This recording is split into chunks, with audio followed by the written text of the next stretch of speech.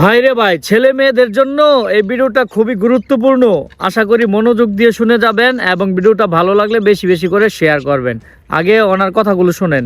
আমাদের দেশে Monowar versus state, এটাতে হাইকোর্ট স্পষ্ট বলেছে 16 বছরের অধিক কোনো নারী যদি নিজের সম্মতিতে কোনো শারীরিক সম্পর্কে জড়ায় সেটাকে ধর্ষণ হিসেবে গণ্য হবে না।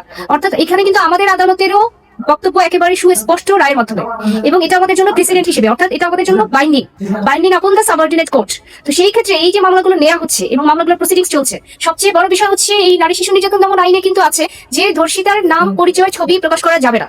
এখন বিয়ের প্রলোভনে ধর্ষণের নামে যখন কোনো একটা মিথ্যা মামলা করা হবে, তখন কিন্তু ওই নারী পরিচয় প্রকাশ পাচ্ছে না, প্রকাশ পাচ্ছে যার বিরুদ্ধে মামলা করা হয়েছে তাকে নিয়ে আপনারা নিউজ করে ফেলবেন যে অমুক ব্যক্তির নামে ধর্ষণের অভিযোগে মামলা দায়ের করা হয়েছে।